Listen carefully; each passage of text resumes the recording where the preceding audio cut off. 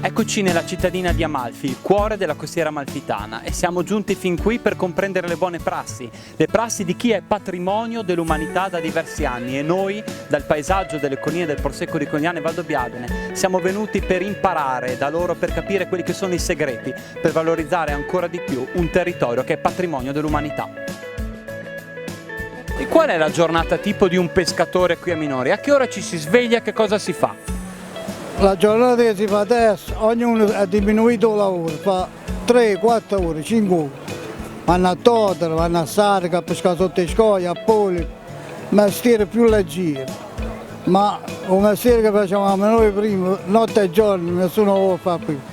Oggi proponiamo pesce azzurro, alici di Cetara, aluzza, sarebbe come il merluzzo però è pesce azzurro, poi abbiamo i tonnetti, merluzzi sempre qui pescati a Cetara, quindi diciamo in questo periodo è tutto pesce locale che pescano qui nei nostri mari. L'alice è sicuramente il pesce che è più gettonato perché lo si può cucinare in diversi modi, i ristoranti li propongono nelle più svariate modalità, quindi diciamo che forse è il pesce più famoso anche perché le alici di Cetara sono particolari perché sono più azzurre, alla carne bianca, quindi si presentano in maniera ottima.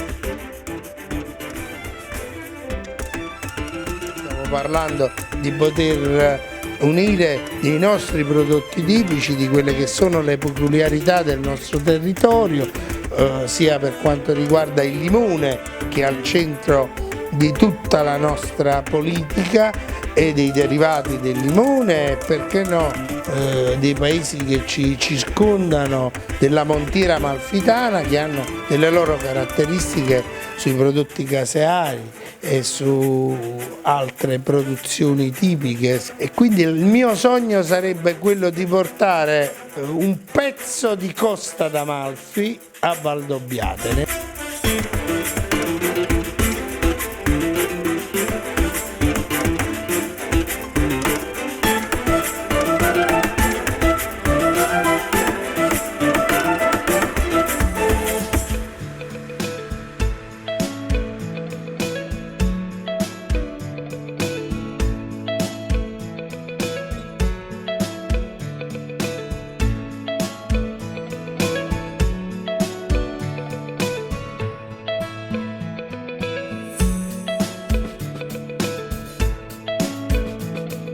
Prima del 1832 questo era l'unico sentiero, l'unica strada di collegamento tra Maggiore e Minori.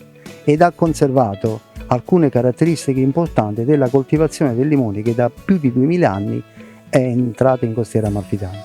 È importante questo giardino perché all'interno del giardino ci sono delle cultivar, delle tecniche di coltivazione che rappresentano una delle caratteristiche importanti della coltivazione del limone in Costiera Amalfitana. La pianta del limone arriva in Campania nel I secolo d.C., ma era una pianta molto piccola.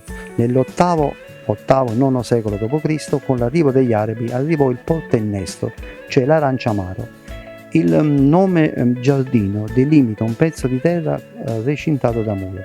All'interno di ogni giardino, ogni contadino realizzava i suoi innesti e in più di 1000 anni ha realizzato questo prodotto, che è un prodotto unico, cioè una serie di innesti incrociati ha fatto sì che il limone nella fase finale arrivasse a perdere qualcosa come il 38-42% dell'acidità. Qui abbiamo la massima espressione dell'agricoltura eroica. Quanto è difficile coltivare il limone in questi terrazzamenti? Difficile la coltivazione per il lavoro che ci voglio, perché sennò tutti quanti e viene a mancare la manodopera perché nessuno impara, un'azienda può assumere operai.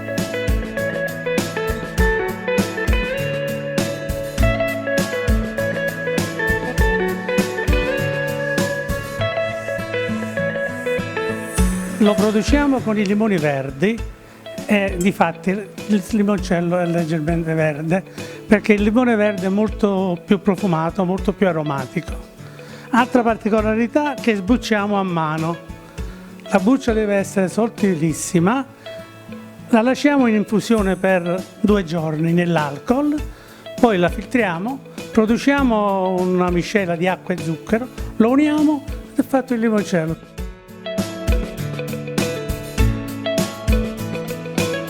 Nel Tempio del Gusto, qui a Minori, nella pasticceria Sal de Riso del famoso maestro della pasticceria italiana Salvatore De Riso. Siamo riusciti a vedere il prodotto principe della Costiera Amalfitana, che è il limone, e qui nella pasticceria del maestro De Riso vedremo la valorizzazione massima di questo prodotto. Intanto benvenuti a Minori, benvenuti nella mia pasticceria. Sono ormai 31 anni che faccio questo lavoro in proprio. È dal 1988 che ho iniziato a lavorare con il limone di Amalfi. Pensate che all'epoca non era ancora IGP.